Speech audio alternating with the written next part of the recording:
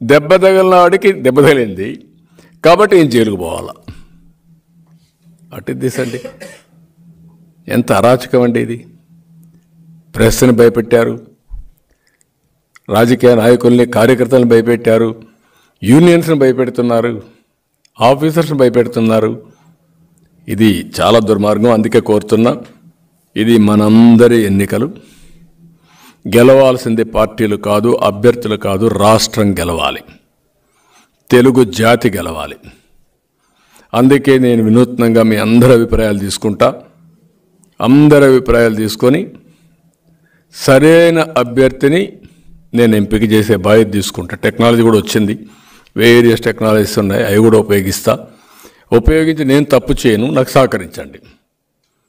నేను చేయాలనుకునేది ఈ రాష్ట్రం కోసం.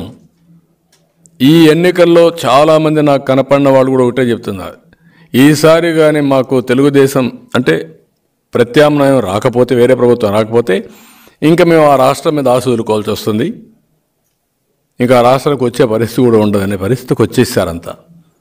కాబట్టి ప్రజలందరూ ఆలోచించుకోవాల్సిన అవసరం, మీరు చర్చ చేయాల్సిన అవసరం ఉంది, మౌత్ టు మౌత్ డిస్కస్ చేయాల్సిన అవసరం ఉంది. కడానం ప్రభుత్వాన్ని కూడా నడిపించే పార్టీని కూడా ముందుకు తీసుకుపోయే బాధ్యత మీది. నేనేదో డబ్బులు ఖర్చు పెట్టాలని చెప్పలేదు.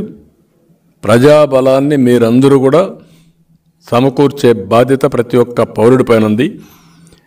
ఈ రాష్ట్రంలో పుట్టిన ప్రతి ఒక్క వ్యక్తి, నువ్వు ఏ ఊరిలో ఉన్నా ప్రపంచంలో, ఈ జన్మభూమి రుణం తెచ్చుకోవడానికి ఒకప్పుడు నేను పిలిపించాను. జన్మభూమి పిలుస్తుంది రా కదిలి రా అని జన్మభూమి కార్యక్రమాన్ని చేపట్టాం. ఇప్పుడు నేను మళ్ళా మిమ్మల్ని కోరుతున్నా, ఎక్కడున్నా మీరందరూ కూడా సంఘీభావాన్ని తెలియచేయాలి, సహకరించాలి, మీరందరూ కూడా పనిచేయాలి. నేను కూడా పార్టీ 42 సంవత్సరాల పార్టీ, అభ్యర్థులందరూ ఉన్నారు, ఇంక్లూడింగ్ కుప్పంలో కూడా ప్రజాభిప్రాయ సేకరణ చేస్తా IVRS ద్వారా. అది చేస్తాను, వేరియస్ సోర్సెస్ చేస్తాను. నేను ఎక్కడ తప్పు చేయకుండా వీలైనంత వరకు ప్రజల ఆమోదం, వాళ్ళ క్యాండిడేట్లను చూసి తాడేపల్లి ఆమోదం, మా క్యాండిడేట్కి ప్రజా ఆమోదం, రేపు జరగబోయే సైకో జగన్కి, రాష్ట్ర ప్రజలకి మళ్ళీ అందరం కలిసి పోరాడి ఈ రాష్ట్ర భవిష్యత్తును కాపాడుకుందాం. దానికి మీరందరూ ముందుకు రావాల్సిందిగా మరొక్కసారి కోరుతూ, ఈ నూతన విధానం కూడా నేను ఎవరికి చెప్పను, ఎక్కువ విండో కూడా ఇవ్వను. నాకు తప్ప ఆ ఇన్ఫర్మేషన్ ఎక్కడ ఉండదు. ఆ ఇన్ఫర్మేషన్ అనేది ఇక్కడ పెడితే లేనిపోయిన అపోహలు వస్తాయి.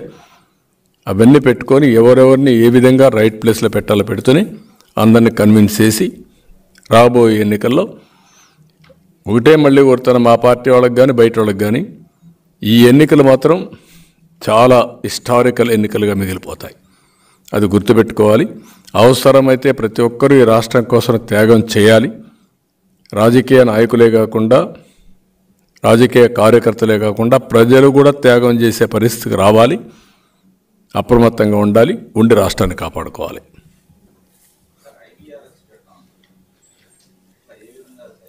ఎన్ని మార్గాలు ఉంటే అన్ని మార్గాలు పెడతా. ప్రజాభిప్రాయం తీసుకోవడానికి ఎన్ని మార్గాలు ఉంటే అన్ని మార్గాలు పెడతా. నీకు కూడా నేను చేసిన మార్గం చూసిన తర్వాత అర్థమవుతుంది. నేను ముందు చెప్పను, ముందే చెప్పానుకో నువ్వు ప్రిపేర్ అవుతూ ఉంటావు. ఆ విండో కూడా ఎక్కువ ఉండదు. అనౌన్స్ చేస్తాం ఎంత వీలైతే. ఇప్పుడు పొత్తులు ఉన్నాయి, అది కూడా ఒక పక్క సీట్ల అడ్జస్ట్మెంట్ అవన్నీ చేసుకోవాలి. రెండోది క్యాండిడేట్ల అభ్యర్థులు ఎంపిక చేసుకోవాలి. ముందు మారిగా ఉండదు, రైట్ టైంలో కొంత అర్లీగానే చేస్తాం.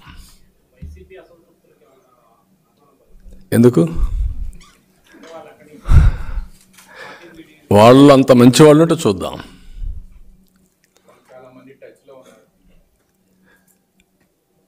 మునిగిపోయే పడవని దూకేయాలనుకుంటారు కదా, అది తప్పే ఉంది. చిల్లు పడింది, నీళ్ళన్నీ వస్తున్నాయి, ఇంక it is a matter of time, అది మునిగిపోతుంది. అందరికీ తెలుసు ఆ పడవ మునిగిపోతుందని. ఈసారి మునిగిపోతే శాశ్వతంగా మునిగిపోతుంది. ఆ పార్టీకి ఒక చరిత్ర లేదు, ఒక పద్ధతి లేని పార్టీ, పునాదులు లేని పార్టీ, పునాదులు లేకుండా కూలిపోతుంది. ఆ విషయం మీరు గుర్తుపెట్టుకోవాలి. ఇలాంటి అరాచకాలు చేసిన తర్వాత ప్రజలు ఎవరు దాన్ని క్షమించరు, లేకుంటే సహకరించరు.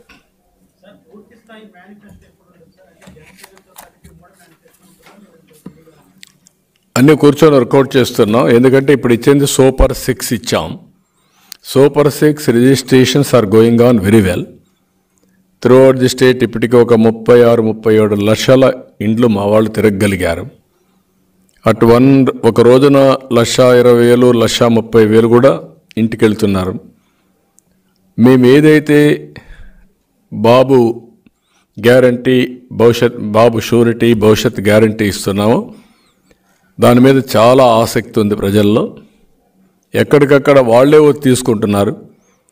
ఈవెన్ వైఎస్ఆర్ కాంగ్రెస్ వాళ్ళు కూడా వచ్చి తీసుకునే పరిస్థితికి వచ్చారు. కోర్ ఓటర్స్ కూడా తీసుకునే పరిస్థితికి వచ్చారు.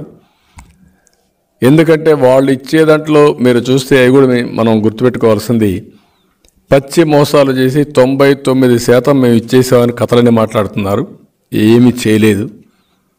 చాలా అనామలీస్ ఉన్నాయి. అన్ని చెప్పినంత తప్పులే. ఒకే టెస్ట్ అతనికి మనం గుర్తుపెట్టుకోవాలి. మద్యపాన నిషేధం పూర్తిగా పెట్టిన తర్వాతనే మళ్ళీ వచ్చి ఓటు అడుగుతాను, లేకుంటే మేము ఓటు అడగను అన్నాడు. ఎందుకు అడగాలి? ఇంకా నీకు ఎక్కడ రైట్ ఉంది అడిగేదానికి? నేను అడుగుతాను. ఒకటి చాలు కదా, ఇంకెక్కడవన్నీ వదిలిపెట్టేయండి. నేను మద్యపాన నిషేధం చేయకపోతే మీ ఓటు అడగను చెప్పావా లేదా? చెప్పుంటే చెయ్యి. చెప్పాడు కదా. నేను చెప్పడం కదా, నీ వాయిస్తో ఉందా లేదా? You answer this. నీకు విశ్వసనీయత ఎక్కడుంది? కాబట్టి ఇవన్నీ కూడా చాలా ఉన్నాయి. అన్నీ it is a failure government. ఇతను ఫెయిల్యూర్ ముఖ్యమంత్రి. It is totally failed. నేను ఇలాంటి 7 కోట్లు లాయర్స్కి ఇస్తే 70 లక్షలు లేకుంటే దాంట్లో 50% అడ్వర్టైజ్మెంట్కి ఇచ్చాడండి. అది కూడా ఆయన పేపర్కే. మళ్ళా ఎంత స్వార్థపరుడండి. What is this? ఇది అంటే దాన్ని మనం స్పేర్ చేయాలి.